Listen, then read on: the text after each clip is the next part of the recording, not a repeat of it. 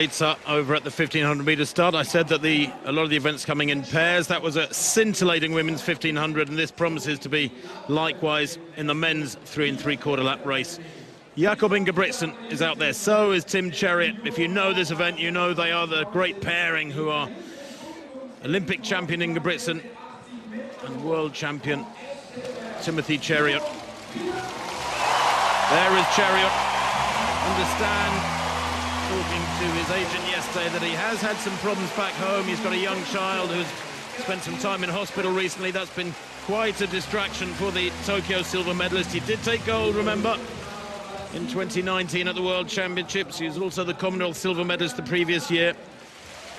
He's had a niggling right hamstring too for quite a while now. It wasn't helped by quarantine in Doha after he won the Diamond League there back in late May, when he had to spend 10 days in his room, and then straight after that went back for the Kenyan trials, where the hamstring wasn't right after 10 days in a bedroom without being able to train, and he finished in 4th place. He was then given a spot in the Tokyo team and took that silver medal. But Jacob Ingebrigtsen looked very tired after he won the 3000 in Lausanne a couple of weeks back.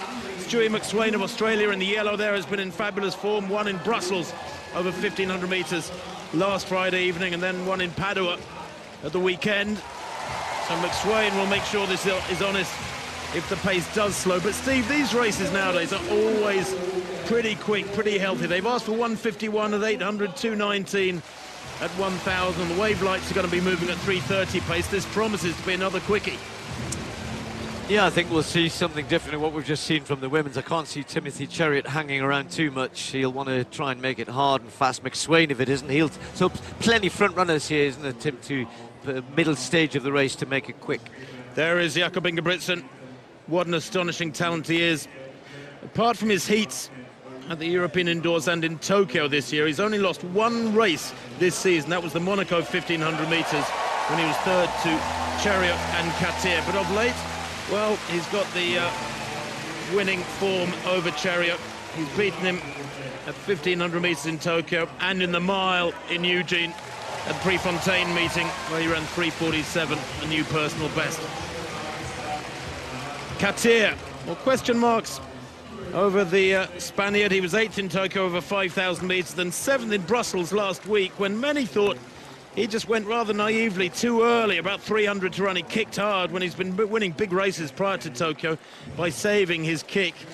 Will he have recovered from that and be in good form here? Katir, he is the 3rd fastest in the world this year. Cheruiyot, the world #1 on times. Ingebrigtsen, world #2. Mohamed Katir, world #3.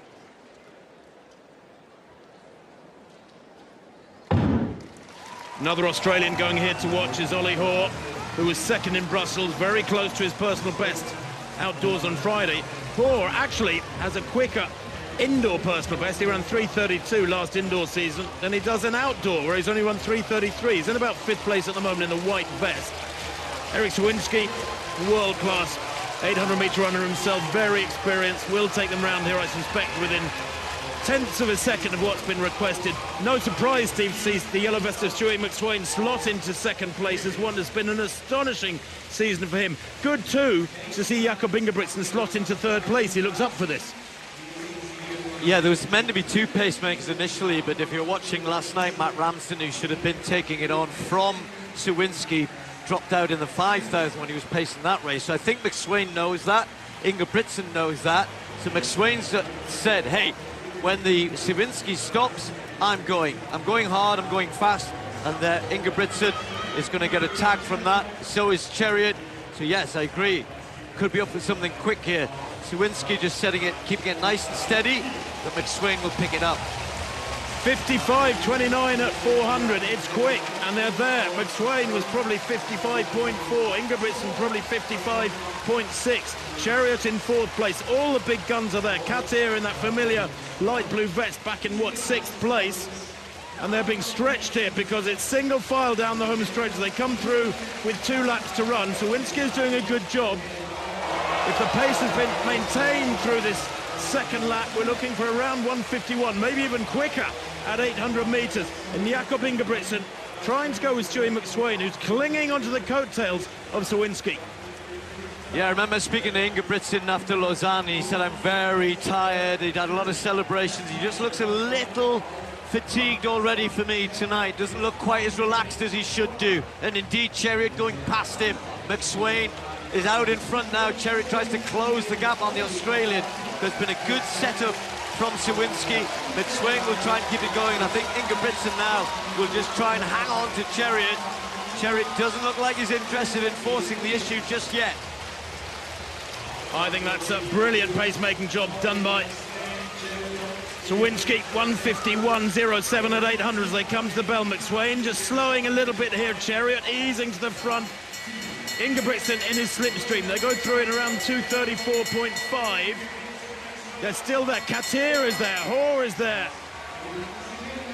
Kwemoi back in 6th place, but just detached a little bit at the moment as they come to 1200.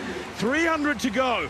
It's Cheruiyot, who has had hamstring problems. Ingebrigtsen looking relaxed. It's certainly slowed the last couple of hundred meters for the big kick here.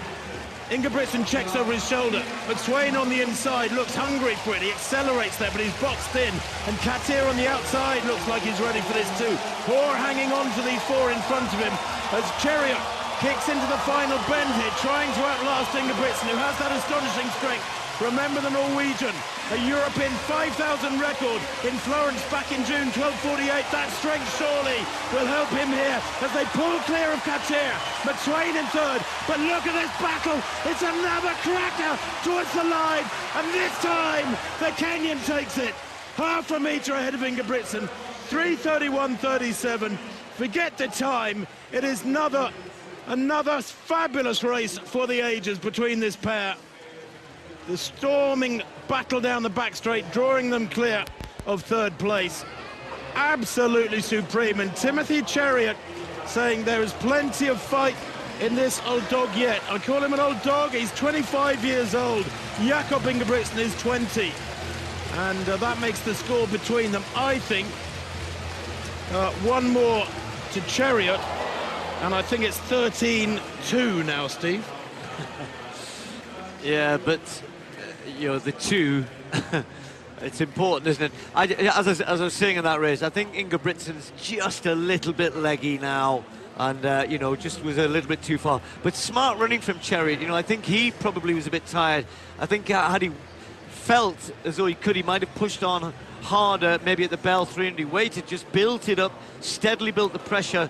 McSweyn hung on well. Hoare finished well. He's got a new personal best, incidentally, the Australian, in 4th place.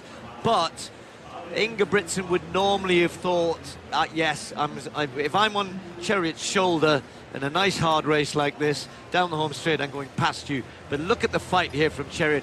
Ingebrigtsen never really shows much on his face, but he's giving it everything here. He's just not quite got the legs at the moment, and the last 5 meters almost stumbles over. But great racing.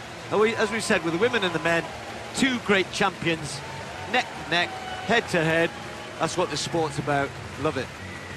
That was a real treat, wasn't it? The world champion holding off the Olympic champion. That's almost a congratulatory tap on the shoulder there from Jacob Ingebrigtsen.